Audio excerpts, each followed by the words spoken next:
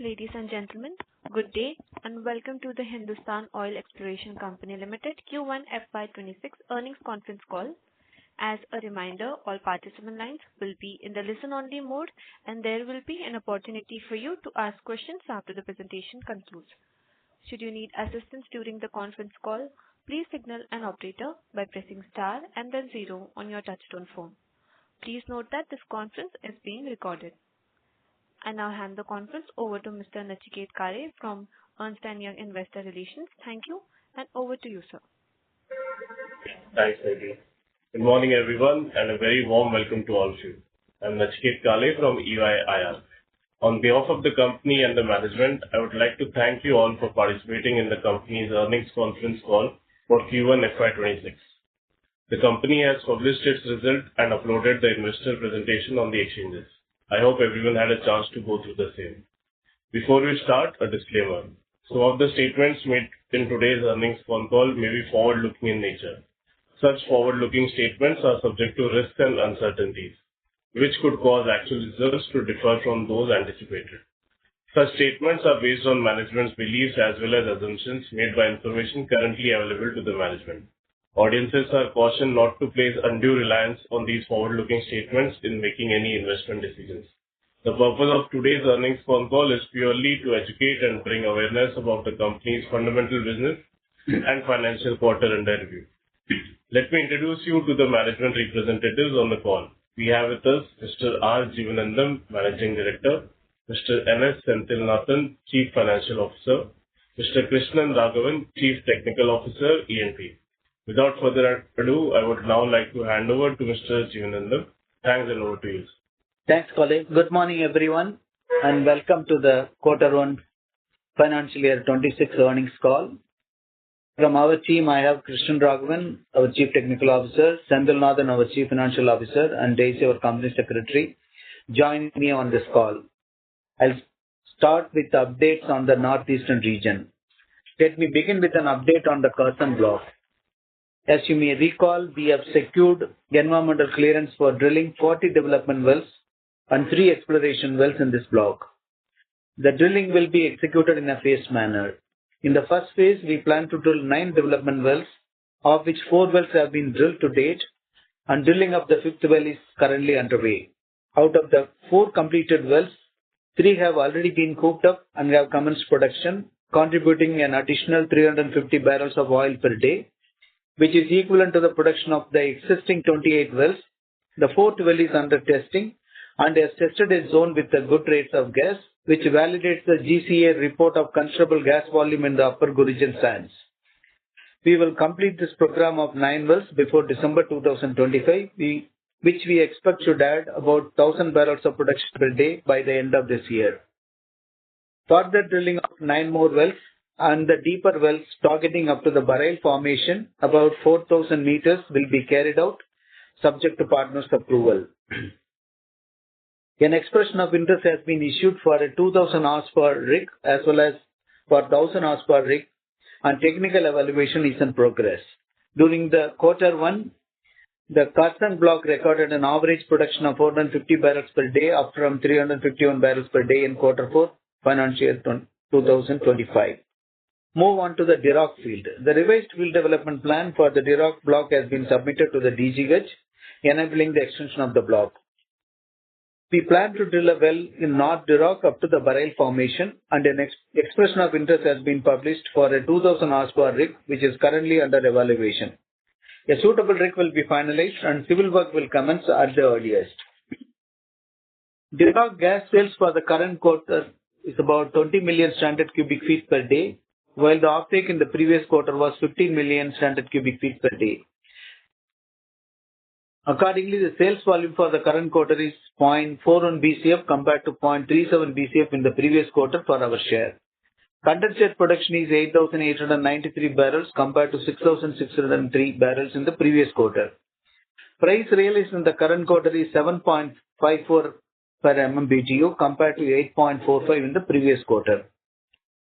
While the field has the capacity to produce up to 50 million standard cubic feet per day, production has been constrained due to limited demand. We are closely tracking the developments related to the northeastern gas grid, which will connect Direct to the national gas grid, some issues regarding the common carrier and the augmentation of the DNPL line have made progress, and an increase in demand from NRL would boost the regional demand. Irrespective of the grid connectivity, local demand is expected to increase. We hope that the increase in offtake will commence in the third quarter of this financial year and is likely to occur before the end of the fourth quarter of the current financial year on 31st March 2026. Once the common carrier framework is adopted and connectivity is established, we expect demand constraints to ease. Although the timeline remains uncertain, we anticipate the grid to be operational within financial year 26. We will augment our capacity by drilling in North Iraq and by drilling 3 more development wells in Iraq. This will enable us to increase the sales volume and meet the rising demand by connecting the Northeast gas grid to the national gas grid. Block AAONHP 2017/19, which referred to as the Block 19, is an area adjacent to the Iraq known as the Greater Iraq and is analogous to the Iraq structure. We have received environmental clearance and are expecting the extension of the block for 1 more year to start the committed work program. We have submitted the extension of the bank guarantee to the Government of India. We will start our drilling preparedness for the first well once we receive the extension. Regarding the Umatara block, we have 10% participating interest, where IOCL is the operator holding 90%. The necessary environmental clearance have been obtained. IOCL has started drilling the first well.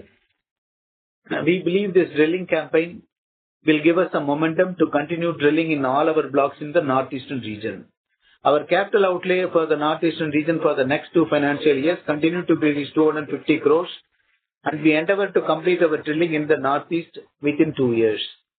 Moving to our Campe blocks, we have received environmental clearance to drill 2 wells each in North Balol and Azjol. We have completed the workover operations of the NP1 well in North Balol, and we have also begun drilling the first development well in North Balol after the 17-year hiatus. This will be followed by drilling the second well. Following the drilling of the North Balol wells, we plan to drill 2 wells in Azjol. We are also expecting the final clearance of the ring-fence PSC along with the extension of the Polish block. This would add reasonable value to the Campe blocks. Overall, the wells in Campe production remains the same. I shall talk about the offshore blocks in Kaveri and Mumbai High. Coming to the Mumbai offshore blocks, we signed the revenue sharing contract for Block B15 in April 2025. You may recall that this is a discovered small field with an area of about 332.4 square kilometers, which we successfully bid for financial year 2025. After collecting the existing 3D and 2D data from DGH, our GNG team started working on the development plan for this block. Focusing on 2 existing discoveries with upside potential for exploration, considering the water depth of about 40 meters, we are discussing a cost-effective development plan to unlock the value in the block. In Block B80, we hold a 100% participating interest. Production in the current quarter is 48,406 barrels of oil and 0.37 BCF of gas compared to 60,000 barrels of oil and 0.4 BCF of gas in the previous quarter. During this quarter, the average gas price realized is 11.4 per MMBTU compared to 12.09 in the previous quarter. We have about 410,000 barrels of oil in stock, and we are in the process of disposing of the oil by auction through M Junction. Production was disrupted in mid-June 2025 due to monsoon fury, and we demoved the FSO from the SBM for safety, considering the oil in the vessel. We removed the vessel in August 2025 and commenced production. Considering the initial production from the D1 well and the reduced production due to mechanical and wax issues, we are planning to complete workover of this well as well as soon the current monsoon is over. At the moment, both D1 and D2 wells are flowing. We are making every effort to avoid disruptions during the monsoon and acknowledge our inability to ensure continued production during the adverse weather in June and July. With the lessons learned from each monsoon, we will continue to improve to minimize the shutdowns as much as possible. We are in the discussion to finalize the drilling contractor and the subsea contractor who supplied the tree for running tools, risers, and IVOX to commence the workover. We are also evaluating the minimum facility platform for drilling 3 new wells to maximize the value from the block. Regarding the Kaveri offshore block, you may recall that in the PY3 offshore field, we engaged Petro Vietnam, a state-owned oil and gas company in Vietnam, with experience of producing oil and gas from the basement akin to the complex geology of PY1 for a comprehensive review of the block. We have received a report on the block's prospectivity, which indicates upside potential. Accordingly, Petro Vietnam has proposed drilling 2 infill wells, which are development, and 1 appraisal well through the existing platform, and 1 exploration well outside the platform. We have sought expression of interest from various drilling contractors and expect to finalize the drilling rig and source long lead items to commence drilling in the last quarter of this financial year. This will bring new hope to the field, and the successful drilling and completion of the wells, they can be hooked up for production immediately. All facilities for processing and transporting gas are in place. Even at the PPAC price, with the estimated volumes for each well, the project is economically viable since the capital infusion is marginal. Coming to the quarterly results, our EBITDA for the current quarter is 35 crores in the consolidated accounts compared to 39 crores in the previous quarter, excluding the adjustment for the acquisition of 40% participating interest in BIG. We remain committed to drilling a total of 18 shallow wells and 3 deep wells in Karsan, 4 wells in Dirok, 2 wells in Greater Dirok, and 2 wells each in North Balol and Aljol in our onshore assets. To make our offshore fields reach their potential, we plan to drill 10 offshore wells, 3 wells in PY1, 3 wells in B80, and 4 wells in B15. This program will commence with the workover of B80 in November 2025 and drilling in PY1 in the last quarter of 2025 and 26, and will continue until completion except during the monsoon period on both the east and west coast. With internal accrual, we raised a debt capital of rupees 250 crores to meet the above capital expenditure. This long-term loan will be used exclusively for our capital expenditure. We believe in our assets, which will not let us down even in the worst price scenario. Now I will hand over to Sendil, our CFO, to take through the financial results in detail. Thanks, Mr. Jiva. Good morning, all.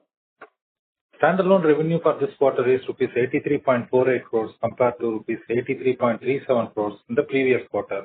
And by including the year-end adjustment of rupees 46.98 crores increase on account of assignment of 40% PI of BIT and rupees 12.25 crores towards Karsang adjustment, makes a total of rupees 142.61 crores in the previous quarter. BIT revenue for the current quarter is rupees 38.58 crores for gas sales compared to rupees 44.15 crores in the previous quarter. Oil in stock is adjusted in the operating cost. Current quarter revenue decrease in BIT is mainly due to lower production of gas, which is 402 mmSCF in this quarter compared to 439 mmSCF in the previous quarter. In the case of Dirok, the revenue for the current quarter is rupees 36.97 crores compared to rupees 31.47 crores in the previous quarter. During this quarter, 490 mmSCF of gas was sold compared to 373 mmSCF of gas sold in the previous quarter. Similarly, 8,893 barrel of oil was sold in this quarter compared to 6,603 barrel of oil sold in the previous quarter. In standalone accounts, the field operating expenses for this quarter is rupees 55.8 crores compared to rupees 62.59 crores. Statutory levies are rupees 12.13 crores for the current quarter compared to rupees 13.5 crores in the previous quarter. Costs, including depreciation, depletion and amortization, finance and others, is rupees 13.57 crores for this quarter compared to rupees 16.07 crores in the previous quarter. Stock adjustment for this quarter is rupees 15.22 crores credit compared to rupees 23.77 crores credit in the previous quarter without considering the year-end adjustment of change in PI and the rate revision. Similarly, total cost in the current quarter is rupees 66.28 crores compared to rupees 48.01 crores in the previous quarter. Standalone EBITDA for the current quarter is rupees 27.24 crores compared to rupees 24.38 crores in the previous quarter. However, with the year-end adjustment, the previous quarter was rupees 148.32 crores. Profit after tax for the quarter is rupees 48.21 crores compared to rupees 130 crores in the previous quarter with year-end adjustment. In consolidated accounts, the revenue from operations for this quarter is rupees 85.5 crores compared to rupees 85.54 crores in the previous quarter, after adjusting the impact of revenue on assignment of PA of DIT and day rate revision. Total expenses in the consolidated accounts for the current quarter is rupees 69.29 crores compared to rupees 64.9 crores in the previous quarter. The decrease in cost is mainly due to stock movement. In consolidated accounts, EBITDA for this quarter is rupees 35.02 crores compared to rupees 38.74 crores in the previous quarter, excluding adjustment on rate revision of facilities and accounting of 40% participating interest. With this adjustment, the previous quarter number is rupees 61.85 crores. Now, 100% of VAT is owned by HOEC, facility revenue and cost is eliminated in the consolidated accounts for the current quarter. Consolidated profit after tax for the current quarter is rupees 43.87 crores against rupees 51.16 crores in the previous quarter, including the year-end adjustments. India Ratings has reaffirmed the rating in A and revised the outlook from stable to positive for rupees 50 crores bank loan. With the current cash position and continued production, and with the borrowing for capital expenditure as required, we will meet all our obligations. Thanks, and back to Mr. Jiva. Thanks, Indil. We can now open the forum for questions. Thank you very much. We will now begin the question and answer session. Anyone who wishes to ask a question may press star and one on their touchtone telephone. If you wish to remove yourself from the question queue, you may press star and two. Participants are requested to use handsets while asking a question. Ladies and gentlemen, we'll wait for a moment while the question queue assembles. The first question is from the line of Dhruv Ravani from 3G Finserv LLP. Please go ahead. Hello, sir. Am I audible? Yeah. Sir, so, since we are holding a share, in the Khasaranga field, the 350 number that you give for the barrels of that is our share, or it is the total production from the field? The total production from the field. So our share would be around 25%, so that is how we have to consider it? Would it be right? 35%. Our share, including subsidiary, is 35%. Okay. Any dry wells that we have been drilled in the Khasaranga, or all have been producing? All have been producing. There is no dry holes at all. Okay. And, on the BAP front, this new well that you plan to drill, will it happen this year along with the workover well, or, it would be a separate assignment altogether? So I think we are looking at the possibility of doing the workover first. After that, we are looking for a rig. We are installing a minimum facility platform and then drill the well. If we are able to secure it in this coming monsoon, we will be able to do it. Otherwise, we have to defer it for the next monsoon. Okay. And what would be the costing for drilling that new well? See, it is excluding the platform. It is being a platform well, we expect should be in the order of about $10 million. Okay. And each Khasaranga well, what would be the tentative cost? Each is about $2 million. Okay. Thank you, sir. That's all. Thanks. Thank you. The next question is from the line of Andre Purushottam from Cogito Advisors. Please go ahead. Yeah, I have two questions. My first question relates to your latest estimate as to when will the Northeast pipeline you think be set up, and from what period onwards can we start taking commercial advantage of it? That was my first question. See, I think at the outset you should know this is not in our control. We are not the one who laying the line or doing anything on it. Yeah, we expect that on the third quarter it should be completed. By all probability, end of the fourth quarter it should be fully commissioned. That's what we believe in, and accordingly we are ramping up our drilling also. And what is this assumption based on in terms of your understanding? Is there something more concrete you can share in terms of the things leading up to this deadline? So what is happening is, because we are on the field itself, when we have seen the lines are getting connected, some of the smaller issues like common carrier and some discussions are happening on it. And it is the best interest of all the parties in the region they're expecting the line should get connected at the earliest. So that's what we believe in it. They should get functional by end of this year, by all means. Fine. Okay. My second question was that in the last call, you had said that you had some unsold inventory of several 100,000 barrels. Yeah. Now, what is the status on that now? Have you been able to sell off this inventory, or is there an addition to this unsold? And could you just give us some kind of path in terms of what is the strategy and thinking on this? So we are holding around 410,000 barrel of inventory at the moment, and which we have already, this has to be through an auction process to be on a transparent basis.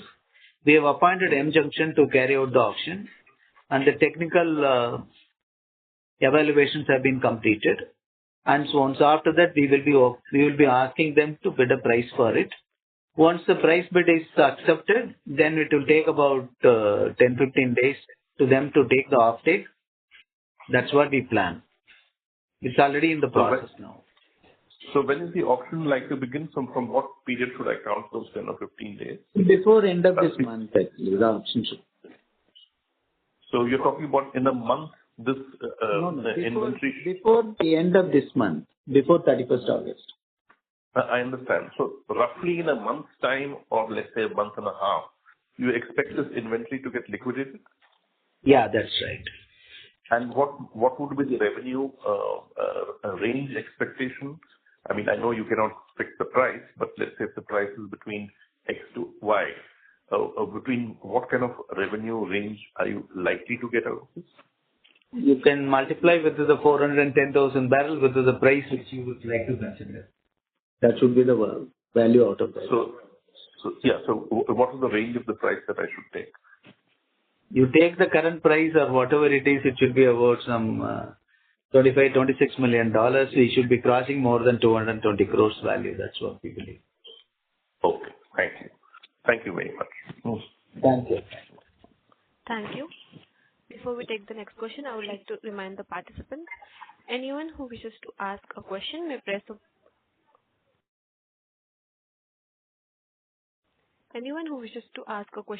star and one on their touchtone telephone. The next question is from the line of Ritesh Gandhi from Discover Capital. Please go ahead. Hi, sir. You had indicated earlier that you were going to start exploration in Assam only after the grid was connected, and now you're sort of looking at expansion even now. Is there any incremental visibility? Because the pipeline, we should be able to actually even just see how the progress is going, right? So is there anything which is giving us incremental, actually, the comfort around this? Yes. See, by all means, it is sure that the Northeastern gas grid will connect it to the national gas grid. We are getting closer to it. And at the same time, we have to augment our ability to meet the demand. So that is the reason we are planning for drilling the North Dirok well first and the 3 development wells. In a manner that we don't waste time on it. When the market is ready, we are not ready for that. So that's why our drilling campaign will continue. Got it. So the other question was with regards to that incremental actually well that we're looking to do in the BAT. How long is that expected to take? See that the workover should not be taken more than 20 to 30 days. And then we install the platform and other things that will take about a year. So it will take about how long? A year? Year actually, because what will happening is we have to install waiting for a monsoon, and then the 3 wells have to be drilled, and then it has to be get connected. Got it. So for right now, for let's say FY 26 or at least for the next, let's say, the 12 to 15 months, we expect production at BAT to be as per how it's been over the last few months, barring the sort of anomaly of the rains. And then we'd expect expansion to happen only after that, is it? And that's right. After the new And workover may give some good positive results, then this volume will increase. Got it. And we expect to start that in how long? Like after the rains immediately? Or? Yeah. As soon as the monsoon is over, we'll start doing that. We are trying to finalize the drilling contractor as well as the contractor who supplied the tree for running tools and others. So which Got it. people are already working on it. Got it. And then given all of the assets we own and is there an overall expectation on the amount of CapEx we're expecting to do over the next 2 years? So we said it was about 1,000 crores. It may increase by another 250 crores. 1,250 crores is our targeted expenditure. Got it. So, and at the end of all of this, CapEx would be over how long? See, it's a total period of we are expecting the Northeast and offshore put together is about 2-year program now, which may slip about 6 months maximum, 2.5 years. Got it. So that's why we will be monitoring all the aspects. Yeah. So, and at the end of all of this, at the end of all of this CapEx, what sort of a production would we be expecting in terms of oil and gas? So P90 itself, we are expecting at least 10,000 barrels. Oh, Barrels of okay. oil equivalent. And okay. For our share. For our share. Got it. Okay. Okay. All right, sir. Thank you and all the best. Thank you so much. Thank you. Ladies and gentlemen, anyone who wishes to ask a question may press star and 1 on their touchtone telephone. The next question is from the line of Tejas Shah from Laser Security. Please go ahead. Hi. So on the B80 front, why are we deviating from that range of selling oil below 75? I think our range target was 75, and we said we will stick because we've got a lot of storage capacity available. So why a sudden change in thought process? We are looking at the price and looking at the market thereon. So there are different advices are coming. If there is a price movement which is favorable, then we will wait actually. But they are indicating that oil price would be in the range of $65 to $70. Then we thought it is prudent to liquidate. And in the long term, what are we looking at the price? Means I don't know if you're asking short term now, because let's say 4 lakh barrels what we have, we can easily stay with the current production what we have for another year also.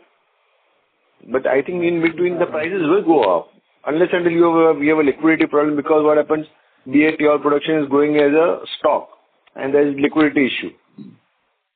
You have to look at 2 other objects also. When the oil price is going down, your drilling cost and the input cost of the development drilling and other things will also go down, because we are embarking on a capital program. So the prices of all service and other things will come down. And that is the right time to us to go and complete our drilling program. For that we need this money as such, so we are going out and getting it done. Okay, fine. In the B80, let us say we are drilling new well and maybe this thing, but I think our cap to sell for a better revenue recognition was, I think, 2,500 barrels or 3,000 barrels per day, or I don't know. Means there was some cap on that, because after that we would be paying a lot of higher royalty. So how are you planning on that? We are planning for a total of 5,000 barrels per day. That's our planned production for B80. And that we will be, within that we will have a reasonable share to the government, and we are better off, even at an oil price of $60 per barrel. Okay, so that we will not have to pay higher royalty and all, correct? Yeah. Right, because either your volume or the price which determines the total share to the government. Okay. Fair enough. Thank you. Yeah. Thank you. Thanks. Thank you. The next question is from the line of Amit Mehendale from Robo Capital. Please go ahead. Hi, thanks for the opportunity. So my question is on the capex. So what is the debt out of the 1,250 crores of total capex, what will be our debt level at the end of the capex, say 2 years, 2.5 years from now? What the wells we are drilling right now, it will be hooked up to production. So we will not be going beyond this 250 crores debt, and which will get within 2 years we'll be getting the debt-free status. Okay, perfect. And I just wanted to reconfirm the number of the production we are expecting after the end of the CapEx. What type of production target that we have? See, after all The of volume target. 10 wells in offshore and about total about 30 wells in onshore, all put together, we are expecting we will reach our growth target of 10,000 barrels a day for our share. That's our plan.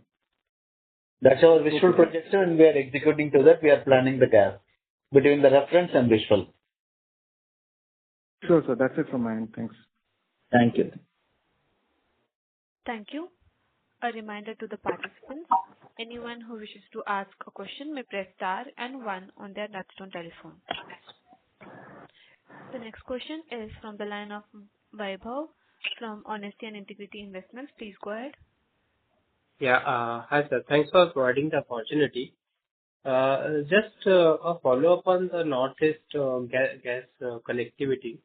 So one is a common carrier issue that you explained your assessment that maybe DNPL might become common carrier. That's what I think we need.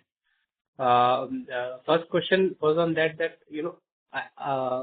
no as of now I don't see on the PNRG from the regulator that there is a proposal to convert DNPL into common carrier. And once the proposal is put forward to, then there will be a lot of regulatory process that it will go through. So how realistic is our assessment that this will get done by the end of the year, this financial year? See, whether it is a common carrier or contract carrier, once the line get augmented, that the gas has to go to in the pipeline, right? It has to go up to that Numligarh. So once it gets Numligarh to Guwahati is already connected, which is a common carrier of IGGL. Yes. So this only one of DNPL line alone cannot be a stumbling block, right? And second thing, would have seen that we are a small player in the whole sector, and there are many Oil India and others, all others are interested in this line connectivity. So that is going to be an issue which is solved on its own by the government. Government is taking all initiatives to make the standard gas to be put on into the use. So I think we are hoping that should not be a problem to us on the demand ramp. And on this also, secondly, I think from Guwahati onwards, I think a compressor station is required at Guwahati to push the gas forward into Urja-Ganga. So what is the status on that? That I am not aware much, because what we understood is that they will be trying to hook up this line in a manner that gets into the national grid at the earliest.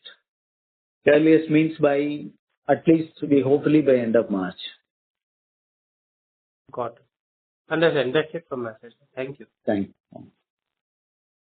Thank you.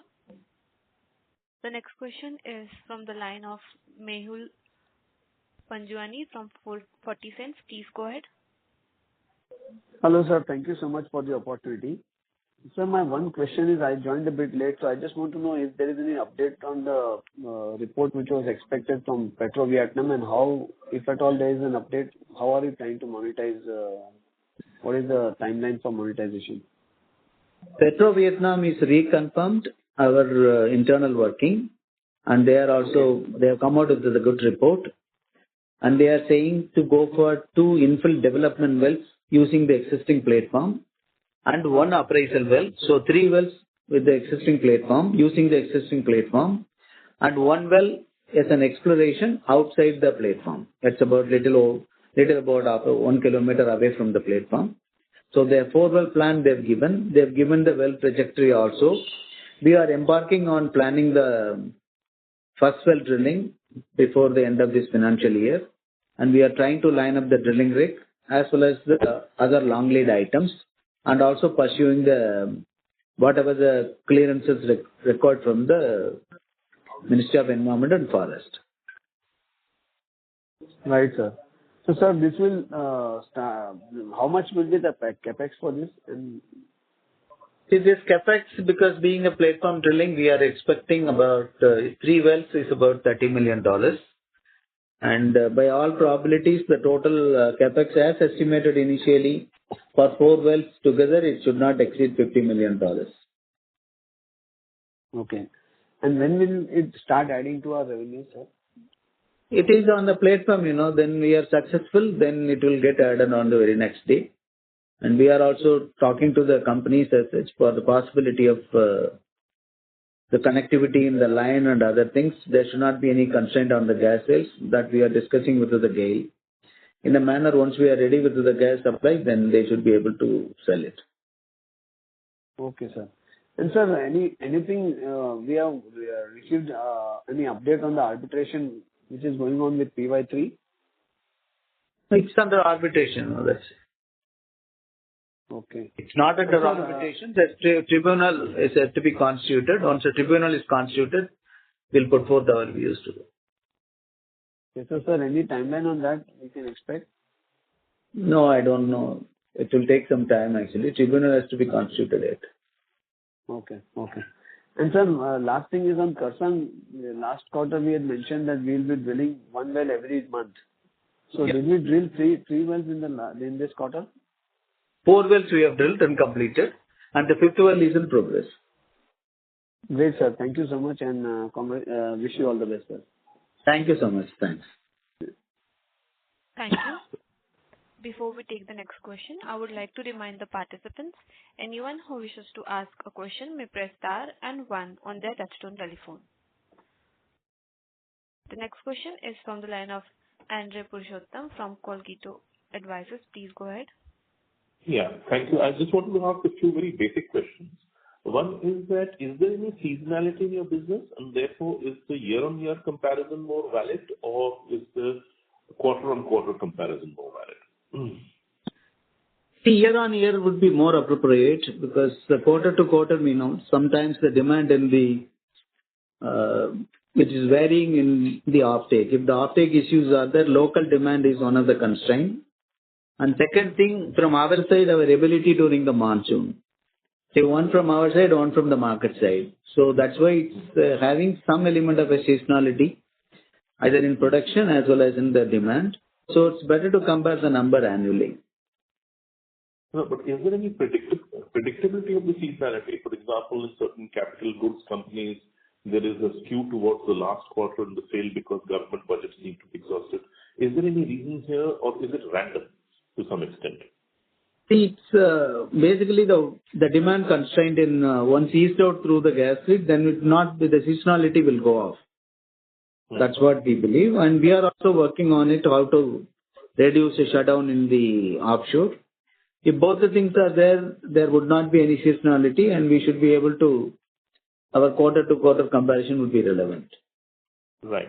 The second question that I had was, I know you have alluded to in this call, but I don't understand the basics of it. This various adjustments that you have made, 40% PI acquisition, BAT, day rate reduction of MOPU and FSO, you have, for the previous quarter, first deducted 33 crore from the revenue, and then you have deducted 6 crores from the expenses. And can you just explain to me in some detail as to what are these items exactly, and how should I therefore compare the performance on a Q-on-Q basis between Q1 26 we have and Q4 given a 21? note to the accounts. You can refer that. What is happening is that there is a note number 3. We can refer it into the results, and that explains the whole thing. In essence, how should I compare the performance of Q1 and Q4 25? I should just take these items out of it? It is akin actually. I don't think there is not much variations between both the things. You look at the volume of production remains the same almost. And there is some reduction in the revenue, there is some increase in volume. Both get compensated. And the quarter 4 and quarter 1, I don't think much difference. Okay. Thank you. Thank you. Thank you. The next question is from the line of Mehul Panjwani from 40 Cents. Please go ahead. Sir, thank you so much for the follow-up. Sir, can I just say, is it a fair assumption to make that, this monsoon we had less disruption in the production days compared to last monsoon? Because that's what I vaguely remember from last conference call. I think Mehul, please, I can't predict the monsoon as such, so let it get over, then I'll tell you comparatively what we've done better. No, so far. No, I'm saying so far. So far, we are similar to the last monsoon. We have not better off. Okay. I appreciate, sir. Thank you. Thank you so much. Thanks. Thank you. As there are no further questions from the participants, I now hand the conference over to the management for closing comments. Okay. Thank you all. We are drilling in onshore, and this momentum will continue until we unlock the value of all our onshore assets. We will start our offshore drilling campaign in the last quarter of this year and will continue until we put all the offshore blocks in value more. This will increase the production as well as the reserve base of the company. Our committed in-house team, with the support of external experts as needed, will ensure to meet our growth targets. Once again, thank you all for joining us today. Thank you. Thank you. On behalf of Hindustan Oil Exploration Company Limited, that concludes this conference. Thank you for joining us, and you may now disconnect your lines.